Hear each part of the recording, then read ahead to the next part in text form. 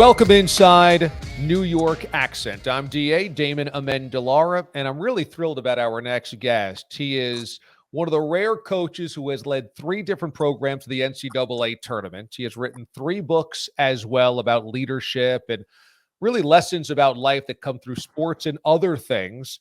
He also has coached some dynamic teams, including some of the last great teams of the St. John's eras of the late 90s and early 2000s. They try to get back on track as well. And he's been to the NCAA tournament, so knows a little bit about March Madness, which is going on as we speak. Joining us here on the show is head coach Mike Jarvis. Coach, how are you? I am blessed. Thank you. And how are you? Doing great. Thanks so much for joining us. And your story begins in Cambridge in Massachusetts, just outside of Boston, obviously the home of Harvard. And it is a time in the 50s and 60s when you're growing up that I'm sure you're seeing a lot of changes in society, a lot of changes in Boston, a lot of changes in college and sports happening. What's that era like as you're growing up in Cambridge during those years? Well, it was one of the best times that I think anybody could grow up. It was when America was truly great, when communities like Cambridge, they were just so together. Everybody took care of one another. Everybody looked out for one another. Schools were great. Just a great place to grow up. And the neighborhood I grew up in was totally integrated. It was there were black kids, white kids. I mean, every kind of kid you want to name, and we all got along. And we played ball from morning till night. We had great teachers. And like I said, it's just a different time, a great time to grow up. So from the outside, we hear a lot about the racial strife that affected Boston in the 60s, the 70s, the 80s, et cetera. You never really felt that then. You were in a pretty cozy cocoon in Cambridge with all types of races that mixed together, and they did so well. Well, Cambridge, a lot of people, you talk about, people say, where were you born? And I always say I was born in Cambridge. A lot of people say it's born in Boston. But Cambridge and Boston were like 2 different worlds, separated by the Charles River. You go across the bridge, and all of a sudden, it's like you're in another country. Boston was very separate, very segregated. And, you couldn't go from one neighborhood to another without sometime fearing for your life. Cambridge was totally, totally opposite. The whole city was basically made up of homogeneous groupings. And, like I said, the one common thing most of the neighborhoods in Cambridge had in common was the fact that the parents and the people were from that, we were poor folks, but yet that financially poor, but rich in so many other ways. So Cambridge was a special place. And yes, it was somewhat like living in a little bit of a bubble. And very, very different from Boston. But, we experienced a lot of what was going on in Boston and around the suburbs as we traveled around the cities and states playing basketball. You end up playing high school hoops in Cambridge and then end up taking over the program as well. And it just so happens this intersects at the time where the great Patrick Ewing enrolls. And so our New York audience absolutely knows all about Patrick Ewing's Knicks career, but how about before that? They know about his Georgetown career. How about before that in his high school career? What were your first impressions of a young Patrick? Well, the first time I met him, he was so shy he didn't even want to speak, and he was introduced to me. In fact, his class, when he was in junior high school, was taking their physical education classes in my building, in my gym. And his teacher was a guy by the name of Steve Jenkins, and he said, "Coach, I want to help this guy learn how to play basketball." I said, "Great." I looked at him, this tall, skinny kid, and I said, "Steve, why do you want him to play?" He says, "Well, I really want him to make some friends, and I thought basketball would be the best way for him to do it." That's how he started playing basketball. But then he just took a liking to it. The game liked him, and he worked so hard and just grew. Went from 165 pounds as a sophomore to 235 pounds as a senior. Went from a kid who, every time he ran down the court, I think he fell when he first started. But by the time he finished high school, he was the best player in the country. And, history has obviously been written by guys like Patrick Ewing. We've heard stories that it was hard going on the road for Patrick when he played because he was so dominant, he was so tall, and it was not always a time of racial tolerance. How ugly could it get for Patrick when you guys played road games?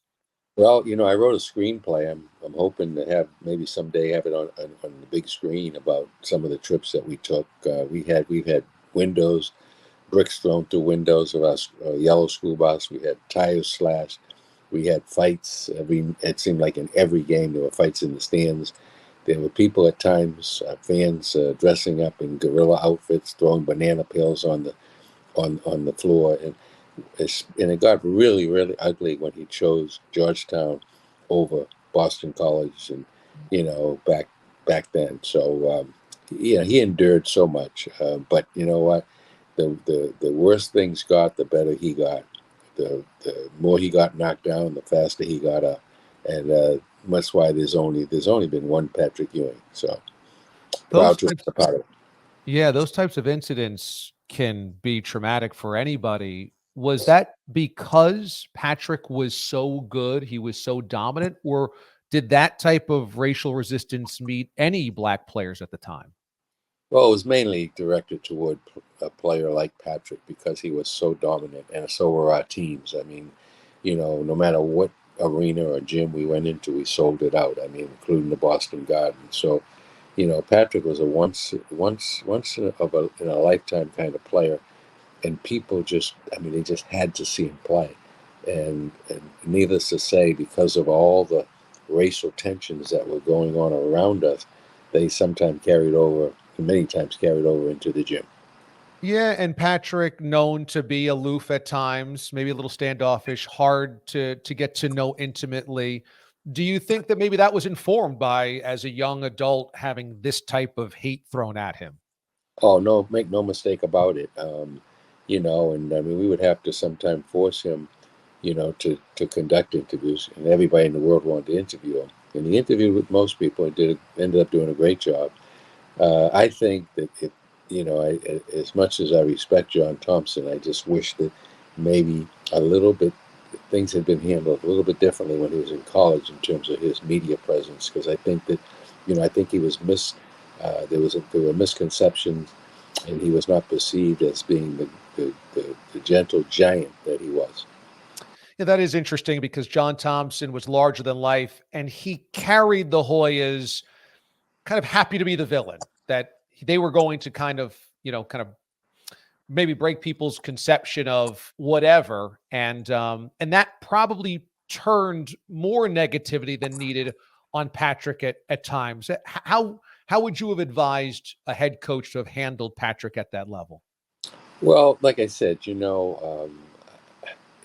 I could advise, but I had obviously nothing to do with what would happen after high school. I know in high school, like I said, we would let Patrick know, hey, Patrick, this is something you really need to do. You need to interview with these folks, whether it be the New York Times or the Washington Post or with Sports Illustrated, whoever it was.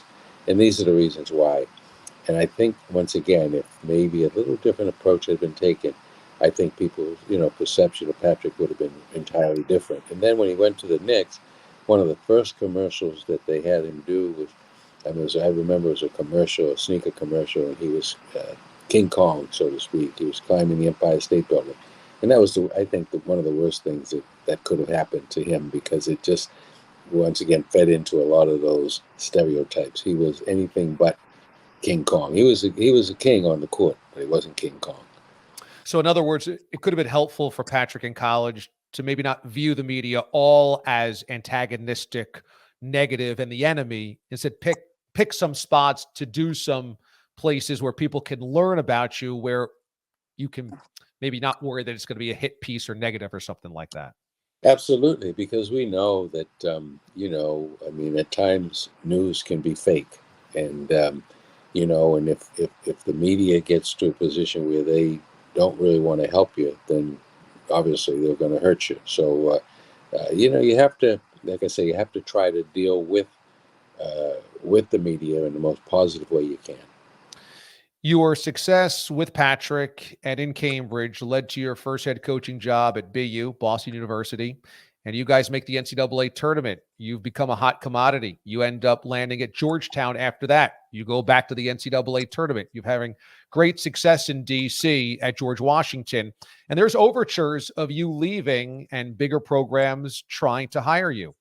You kind of hold your ground and you're not going to leave until it's the best spot. And ultimately, St. John's comes calling. What made St. John's appealing where the other stops were not? Well, I think proximity had a lot to do with it. One of the main people, in fact, the main person that was recruiting me to St. John's was Lou Carnesecca, who I served with on the National Association of Basketball Coaches Board. In fact, I used to sit next to Lou, and sometime he'd turn off his hearing aid, and I would be his interpreter. But so I think the fact that Lou Carnesecca was recruiting me to St. John's had a lot to do with it. And then at that time, I was ready for a change, and I got, sort of attracted by the brand. Was the allure of Lou Carnesecca? Why was that impactful for you? Why, when he reaches out, does that really touch you? Well, it's funny. Lou called me and he says, "Hey, we're trying to replace, Fran Fischella." And I said, "Why don't you call my assistant, Bill Harrion?" And we talked about Bill Harrion for about an hour. And then the next day he calls me back and says, "I really like what you said about Bill, but I think we want you." And I think the fact that, you're talking about a guy who was never recruited coming out of high school as a player, and basically GW was the first school that ever recruited me as a coach. It was very, very flattering, very attractive. And I also knew that Fran Fischella had put together a great foundation. He had some good players coming back, some good players coming in. And it might be a situation that fit me and my style. And my wife and I said, "You know what? Let's give it a shot. You only live once, so let's give it a shot." We did. Louis is so influential in college basketball in general. Obviously, he's influential at St. John's to the highest level. And there's something about Louis that fans adore, media adore, players adore, and like you said, fellow coaches adore. What do you think it is about Louis that connects with everybody? Well, I think first of all, Louis he always has been a very personable person, very humble, and yet very, very successful. And just the way Louis speaks, and you always get a feeling that he's definitely in your corner, and he's a guy that you want to be around, and just one of the nicest guys you're ever going to want to meet, and also one of the most successful coaches who ever lived. You take the job. You're welcomed at St. John's. It's a good roster, as you say. You guys are set up potentially to win. What is your first wow New York moment? Could be sports, on the floor, off the floor, whatever. When you land in New York and you go, okay, this is different. Well, when we first came to New York, we had to live in an apartment in New York City, and that was quite an experience. In fact, it almost drove my wife out, but she's tough. She hung in there, and we got used to that. And of course, the way folks drive in New York. I mean, we had bad drivers in Boston, Cambridge, but nothing compared to the way folks drive in New York. So took a little bit getting used to. And then, of course, just the cost of living. I mean, my Lord, more than half of what you make, you give away. So you think you're getting a pay raise, and you might be getting a pay cut. But unless you're making the kind of money they're making now. But nevertheless, we made great friends. I've got some friends for life, like Don Hazelton, Sam Albano, and Tommy Flynn. And we had a very small knit group of close friends that we got to spend a lot of time with over the years. Joe Jima, who was an attorney and a graduate of St. John's. And it seemed like, all the people you meet somehow connected to St. John's. So it was a very interesting transition. And I think the first time I met with my team in the locker room, Ron Artest says, "Hey, coach," he says, "Do you think we can win it all?" And, I said, "Ron, I wouldn't be here if I didn't." So, and he ended up being obviously one of our, and one of the best players ever played at St. John's. I've had a chance to chat with Ron a couple of times, and he's really thoughtful. He really considers the question, and he speaks from the heart. And I think people have this idea that Ron is the guy from the Malice at the Palace and, a short circuit. And there's certainly a part inside Ron that he's had to work on himself through, but he's such a fascinating individual. When you first meet Ron and you start to get to know him, what's your sense of the type of person, the type of player that you're inheriting? Well, the first thing that from that very first meeting is that I know Ron is going to be totally upfront with you. He's going to be honest to a fault. He's going to tell you what he thinks. He'll wear his passions on his sleeve. But what you learn of that ultimately is that every day he comes to work, and he takes pride in his effort, his work. He takes pride in one thing more than anything else, and that's winning. And I put him in the category of some of the greats that I've seen over the years. I mean, I started out watching Bill Russell, the greatest winner of all time. Worked with Sat Sanders, who played on a lot of those World Championship teams. Coached Patrick Ewing, Ramil Robinson, guys like that were only concerned about one thing, and that was winning. And that was the thing that I really, really admired about Ron. And, he would do whatever it took. I mean, he would cover a point guard in a game. The same game, he'd cover a center. And at one time, he'd be using his quick feet, another time, he'd be using his muscle.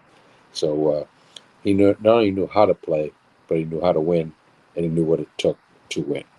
He was a proud Queens product as well, from Queensbridge, which is as tough and gritty as it gets. What was your sense of Ron and other players that you were coaching that were from New York City? How were they built differently, compete differently, maybe needed to be coached differently?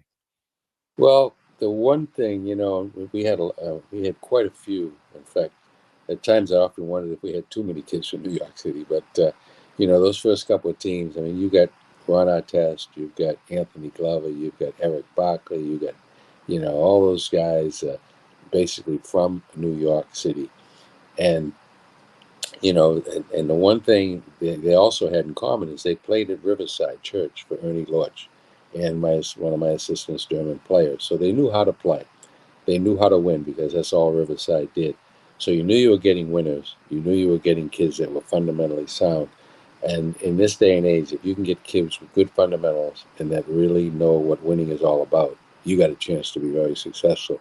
And, in 98, 99 season, we should have gone to the Final Four. If Tyrone Grant doesn't bust his hand up, I think we end up in the Final Four that year.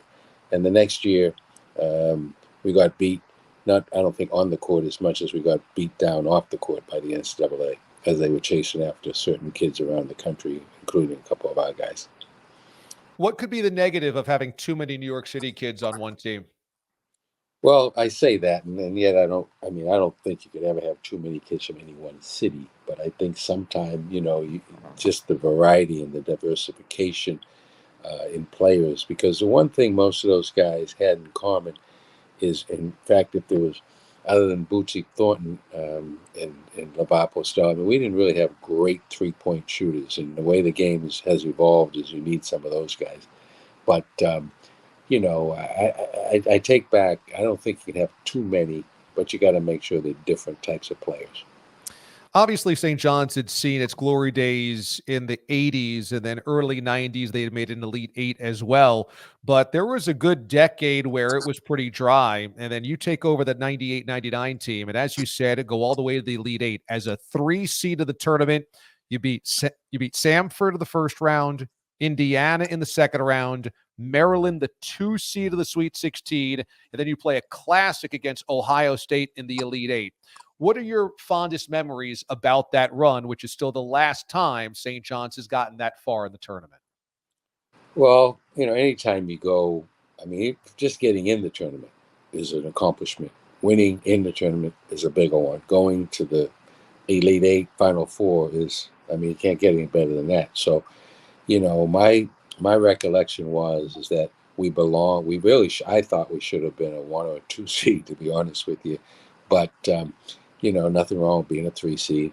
The unfortunate part is that we played against a team that was very much, in some ways, similar. Had a great point guard in Scooney Penn, had a prolific scorer in Michael Redd at Ohio State. They had a big guy that could block shots, Johnson, and So we matched up pretty well. And in fact, like I said, I really think we had a better team, but they played better that night. They ended up beating us by 3. They go to the Final Four. We go home. But it's an Elite Eight performance, and the city is back, locked into St. John's basketball again.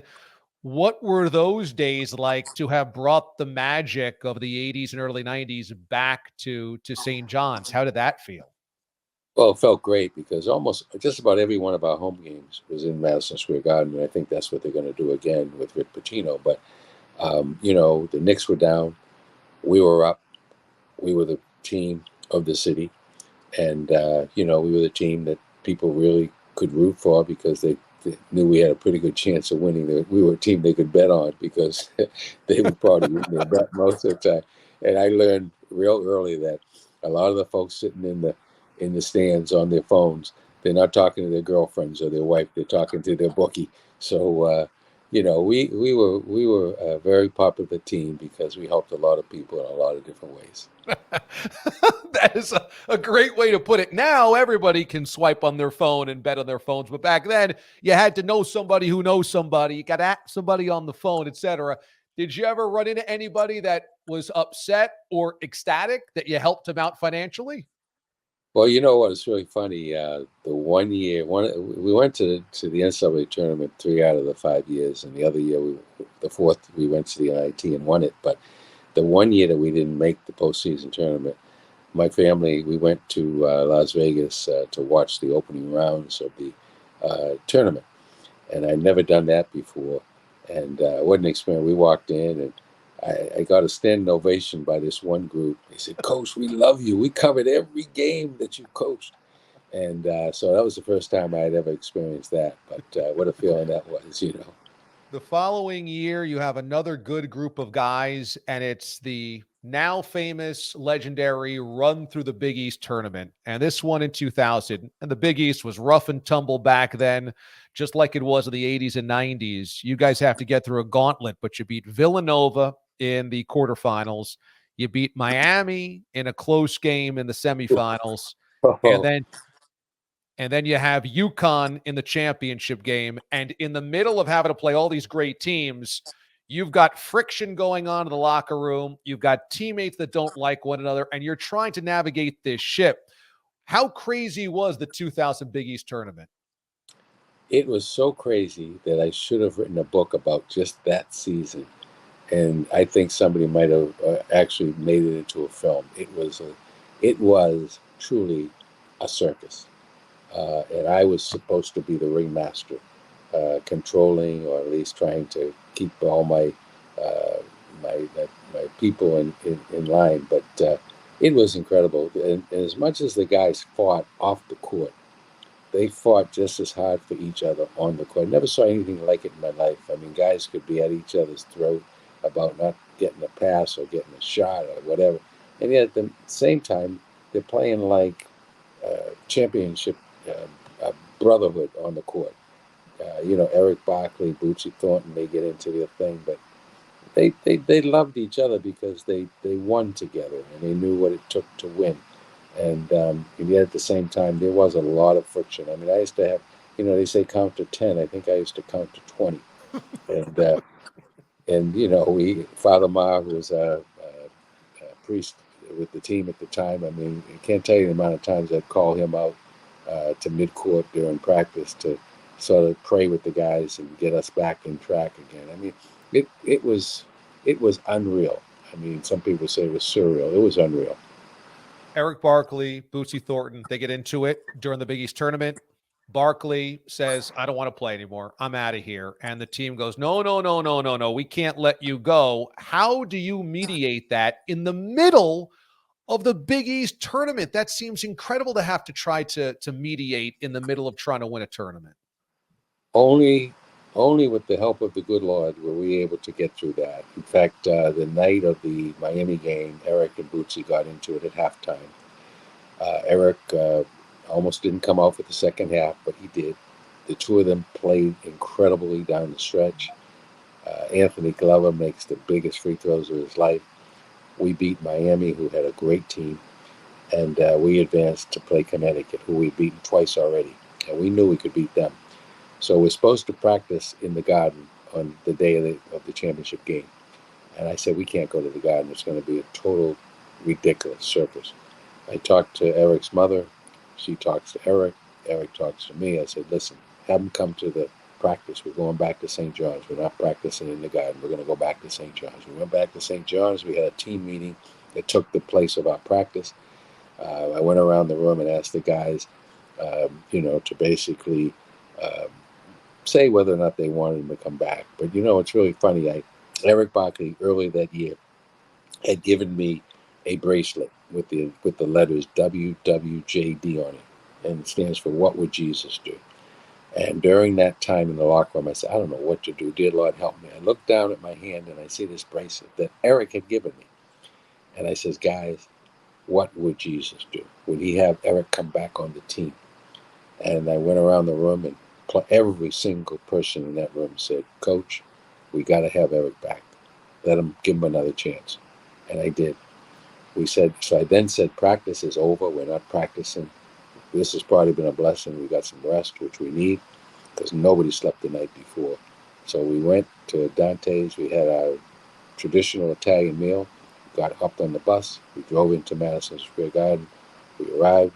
We went out. We kicked Connecticut's butt. And, it was exhausting. It was probably the most exhausting weekend, and yet one of the best weekends of my life. And felt so good and so drained at the same time. And then the next day, the whole team, Erick, Bootsy, everybody, we all got together. I think we watched the selection show at ESPN Center, ESPN restaurant, whatever, in Manhattan, and got ready for the tournament. But as you had also alluded to, the NCAA was also knocking at your door, and that's got to be another huge part of your emotional exhaustion. How did that fold into that season? Well, that season was the NCAA was out to get. They were on a witch hunt, and I will say this. I said it then. I'll say it now. There was a witch hunt going on. They were going after some of the top AAU programs and former players in the country. Erick Barkley and Lavar, Postell happened to be two of those guys. So it wasn't the first time. In fact, Erick had been taken off the court on a couple other occasions while they were, quote unquote, investigating. And so we dealt with that distraction the whole season. And even after we got into the tournament, the day we were to leave to travel out west to play, back then they didn't siege you close to home, so they gave us the furthest destination to go to and a tough road to get through. And so we travel out west, but the day we're supposed to travel, the NCAA calls Erick and Lavar in to meet with them. So even on the day after we got in the tournament and we're getting ready to go out, we're still being hounded by the NCAA. And what I should have said after the interview on CBS was, we didn't lose to Gonzaga. We lost to the NCAA, because I really think that's who cost us that opportunity. That's another team that could have gone to the Final Four. You guys were a 2 seed that year. That's the last time St. John's would be seeded that high. That's now 20 some odd years ago. So it's been a long time since that program's been that good. You ran into Gonzaga. You lost to the round of 32. Do you feel like the NCAA investigations, et cetera, distracted your team? Do you feel like emotionally it was just such a heavy season that you guys were exhausted? Or do you think that you got screwed by how they placed you so far away from home? All of the above. Kids were physically, mentally, emotionally drained. We played an excellent Gonzaga team coached by one of the best coaches in college basketball, Coach Few. They had a great team. They were playing at home. It was a home game for them. In fact, we barely got by the first game against Arizona. Arizona? Northern Arizona. Lavar Postell hits a shot at the buzzer, basically, to beat them. We should have been a 1 seed that year, to be honest with you. We had gone undefeated during the month of February. We beat Duke, Syracuse, and Connecticut in 1 week. Okay, and during the month of February, we basically, like I said, we were sent out west. We had officials from the west. I mean, everything that could have uh, gone against us went against us, and we still almost won the game. These are some of the great years of St. John's basketball, and the Big East is loaded. Syracuse is good. UConn's great, winning a national championship, and then another coming up there shortly. Villanova is always good. You guys are excellent. What are those battles like? Georgetown was very good. What are those battles like when the Big East was the original Big East? Nothing like it. People, and I even remember back to the original Big East when it was basically the Catholic schools. But at that time, it was as good as it's ever been. I mean, you mentioned all those schools. You didn't even mention Miami, who was loaded. And so we had, I mean, Notre Dame. I mean, we had, I mean, just up and down the line. I mean, Providence wasn't ranked like they are now, but they were good. It was a. I mean, every night you knew you were going to war. Yeah, the Troy Bell BC teams were also excellent. I mean, the depth. Yes. Coaches, great yeah, coaches, great teams, great players. Yes, it's intense. So at this point, you have had some success, but you're also, I'm sure, feeling the pressure of the NCAA and trying to keep guys together, et cetera. You seem like such an even keel guy. I've seen you raise your voice at officials, but nobody else.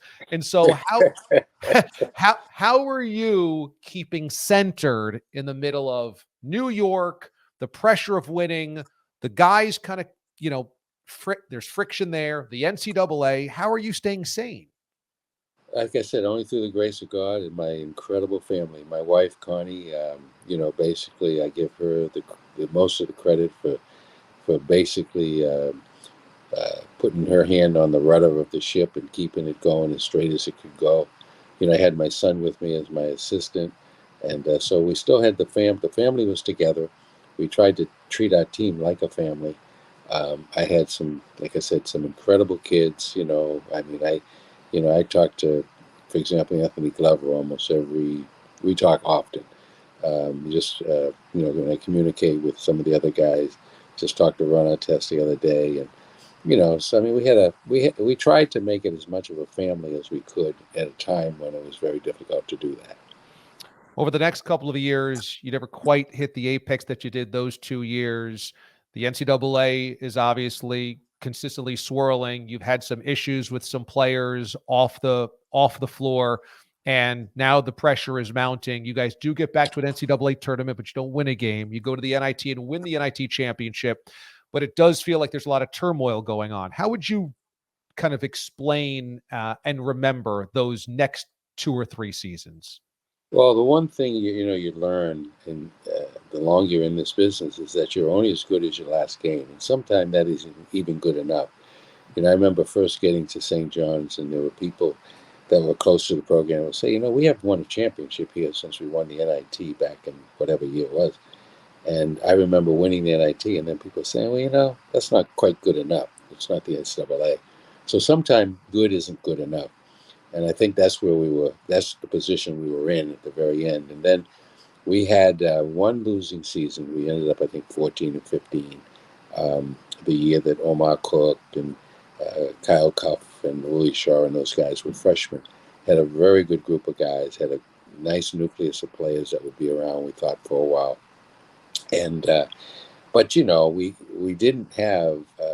We had recruited and had got a commitment and got Darius Miles, who was one of the top, maybe the top player in the country, was coming to St. John's. And even though I didn't think he would end up coming because I thought he'd be a lottery pick, and sure enough, he was. He was like the 6th person picked in the NBA draft. If he comes to St. John's, God knows what would have happened. We had the makeups, even though it would have been mostly freshmen. We could have been a team in the Elite Eight, Final Four, who knows. So it doesn't take much to throw things off, and when people are used to winning at the highest level, that's what they expect and that's what they want. So when we got off to a poor start in the 2003-4 season, Some of the boos and some of the fire Jarvis chants had continued, and unfortunately, at the same time, my relationship with the president of the school was going south, and when that happens, it's just a matter of time. Looking back on it, with when players got into trouble away from the court, ultimately you were exonerated by the NCAA, but it was seen that, maybe problems under you with other assistant coaches and players when they were on their own time.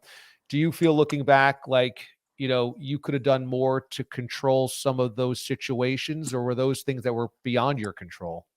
Well, I think, what, probably the answer to that is both. I mean, I think there's always more you can do. Uh, but at the same time, there are certain things, no matter how much you do, you just have no control over. And, things get magnified. And when you're in New York City, everything is bigger than life. So I think most places it wouldn't have been a big deal what went on. In fact, that was a time when we had a couple of guys off the court with smoking pot. Nowadays, heck, I think they pass out joints in school. But so it's a different ball game. But at the same time, you got to deal with the cards you dealt. You got to try to deal with them the best you can. And yeah, there's more I could have done. Sure, I could have made a couple of changes. Even on our staff for that matter, a couple of changes as far as players. Maybe there's a couple of guys I should have convinced to transfer. But it was a different time, a different era, and I mean, I have regrets? Sure. Do I wish I had done things a little differently? Sure. And I mean, we won 107 games in the 5 years. St. John's took away, some of those games. They vacated some of those games against a false claim that eventually the NCAA said wasn't there. And I regret not having, at that time, gone after those games, because I think it really hurt me, my future going forward, to be honest with you. People look at your record, and they, just like the other day, I think in the New York paper, it had me listed as, a record of like 66 and 61. We were 107 wins. And I think that made a big difference. And then the perception that there was more problems than there probably really was never really helped.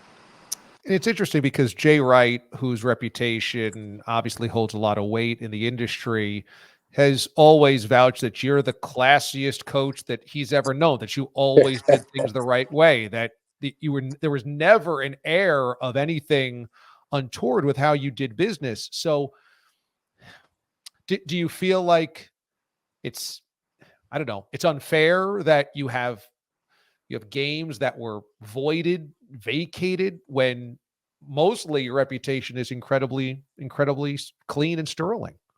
Yeah, and you know what? You just mentioned a guy that, I mean, we helped break him into the coaching business. I remember Jay when he first came from Hofstra, and we would play against his teams. And he was always, you talk about a class guy. I mean, for him to say that I mean, that's after Jay Wright. I mean, nobody had more class and still does than Jay Wright. And just the fact that he would say those kinds of things mean a tremendous a lot to me. And if I regrets, yeah, I probably should have sued St. John's back then, got those wins back, and maybe things would have been a little bit different. But I didn't, because I didn't think it was the right thing to do. I only mention it now because, once again, I feel like those teams, those players that I've talked about, the Glovers, the Barkleys, the Artest, all those, I don't think they ever got the credit that they deserve for being as good as St. John's teams as they were.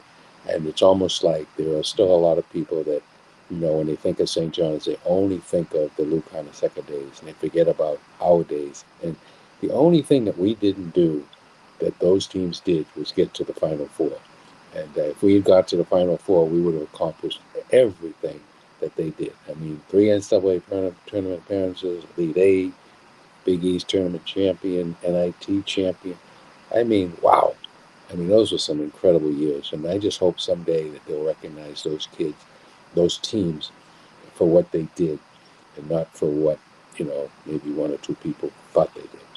Some critics have said that you could have done more developing relationships with high school coaches, high school pipelines in New York City. Looking back, do you think that's a fair critique?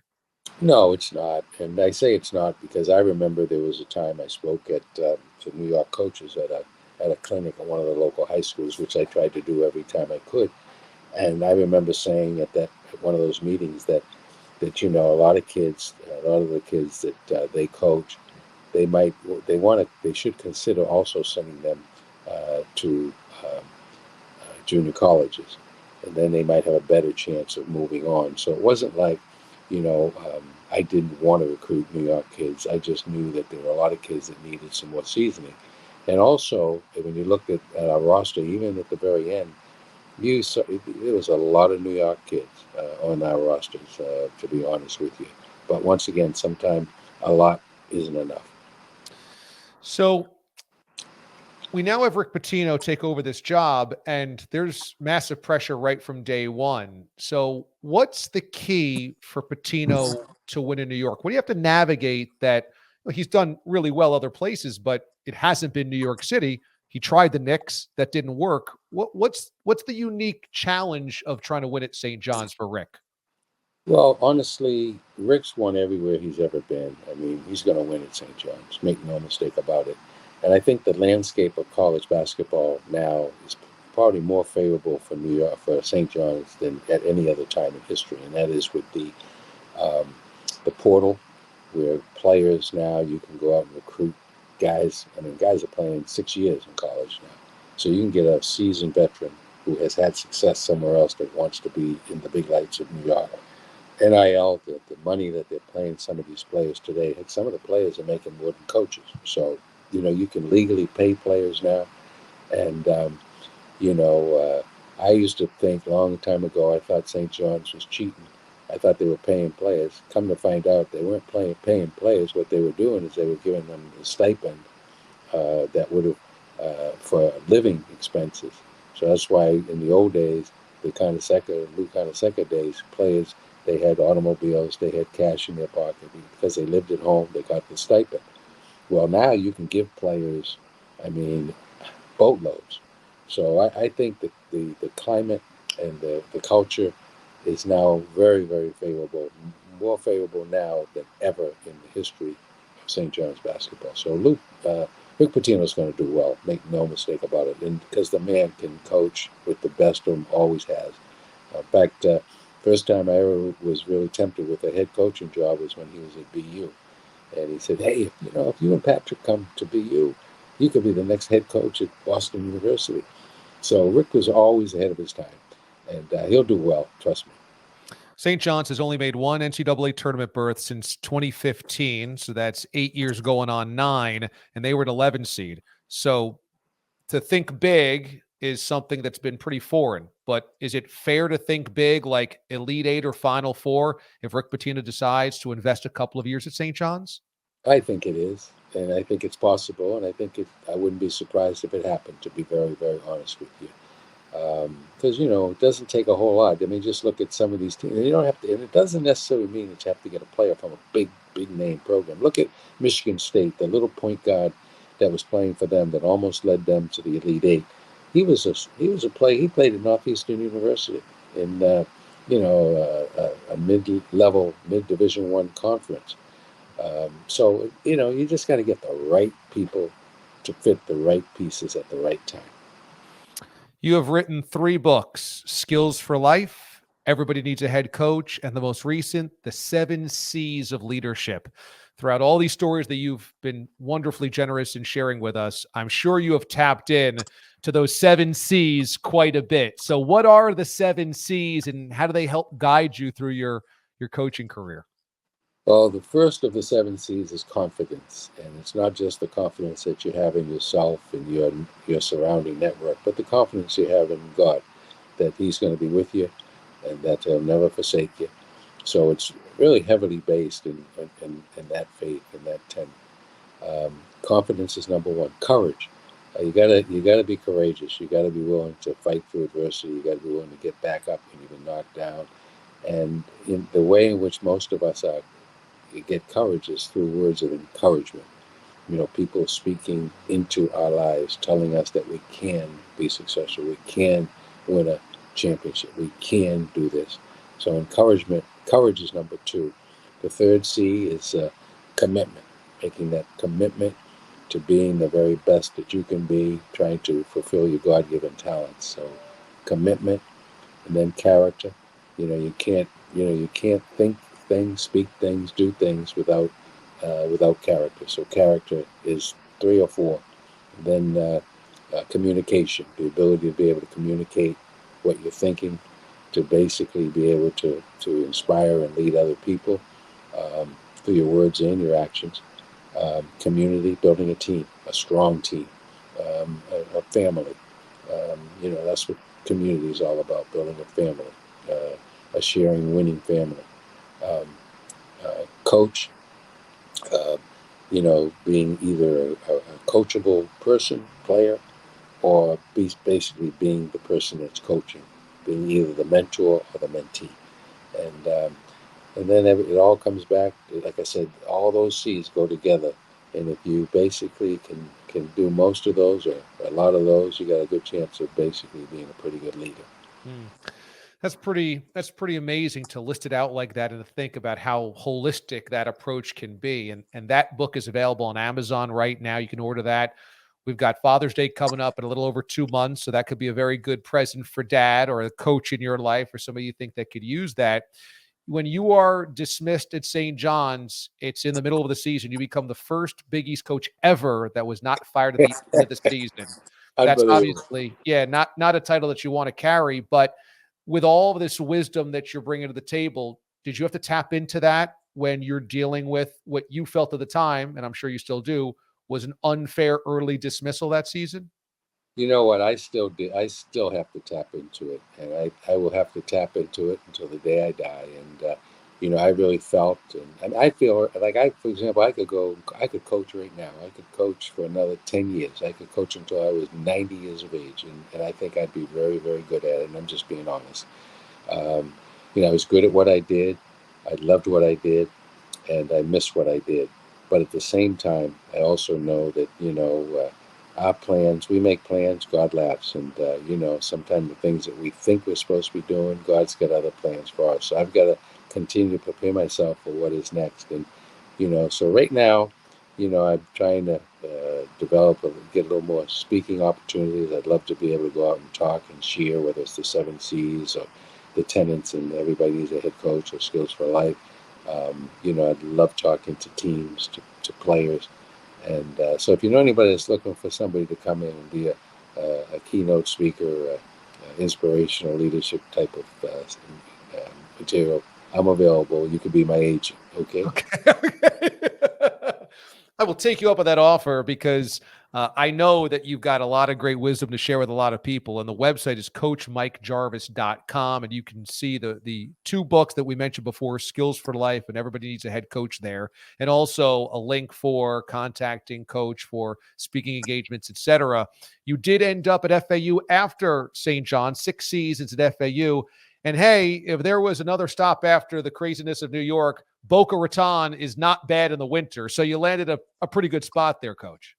Well, I went there not to coach. I went there to live. My wife wanted, and I wanted to live somewhere relatively close on this side of the country. So we chose Florida. We ended up in Boca Raton. We now live in Boynton Beach, but it was a great move then. It still is. My wife loves it here. I love it here. And when I left New York, I was my plans were, and I went to ESPN, worked for a few years, worked with Fox Sports, did some games. Um, so I stayed in it, and then what happened was a few years after I moved to Boca, the job at Florida Atlantic opened up, and at that time it wasn't a very good job. We helped to make it a little bit better, and Dusty May has made it a great job. So it's great to see how well they're doing, and and I mean, no one would have ever believed that Florida Atlantic could be in the Elite Eight and one game away from the Final Four. They could be the next version of will it be George Mason and I forget who else, but they could be in the Final Four. That's amazing. Yeah, the VCUs and those mid majors, like Yes, you said, that's George right. Mason. That's got to be in many ways fulfilling, gratifying to see the program ascend after how you helped build it up. Well, you know what? It really is, and I wish I could take more credit for the success they're having right now. That belongs to, their new AD, Mr. White, and Coach May. I mean, they've done an incredible job. They got a couple of really really good transfers that fit the program really well, and he's put together a great team, and you can tell how well they're coached. I mean, any team that wins 34 ball games, I mean, my goodness, they're really good, and they got some great players on that team. But he's a fantastic coach, and don't know how long he'll be at FAU. He'll be there probably as long as he wants to be. But I know some big name, big money schools got to be coming after that guy. The Seven C's of Leadership is the latest book by Coach Mike Jarvis. It's available on Amazon right now. Again, CoachMikeJarvis.com is his website. The last time St. John's won the Big East tournament, he was on the sideline. The last time they went to the Elite Eight, he was on the sideline. And really, the last glory years of this program, he was on the sideline. So we'll see if Rick Pitino can match what Mike Jarvis did 20 years ago. This is New York Accent. Subscribe to the podcast by clicking on subscribe and rate and review it as well. And that helps other people find the pod. Each and every week, we speak to another legend of the New York City and New York athletic landscape. Coach Mike Jarvis has been amazingly generous today with his time. Coach, this has been so fun, and you've been so kind with your time on my show earlier as well before we've had a chance to speak. So thanks again for stopping on by, and I appreciate you sharing some of those stories with us. That was great. Well, thank you very much for having me. And it's like I said, it's nice to know that a few people still remember that I'm alive and that I once coached at St. John's, and that we had a lot of success. And I followed Rick Pitino at Boston University back in the 80s. He had been coaching there, and in fact, I used to bring my high school teams over to watch his teams practice. Learned a lot from him. Took some of his drills, some of the things he's probably still doing. And one of the things I remember taking from Rick Pitino, I was watching his Louisville team practice one day in Louisville, getting before a TV broadcast, and I noticed that how his voice carried throughout the entire gym during the practice.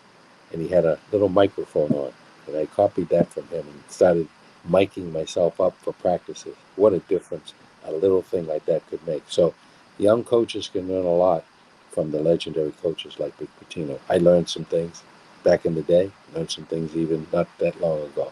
He will do well, trust me.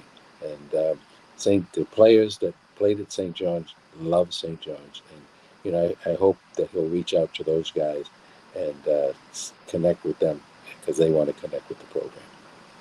That's really well said. Great to end on that note. Coach, thanks so much again. I really appreciate it. Thank you. Okay, anytime. All right. Much. Thank you. See ya.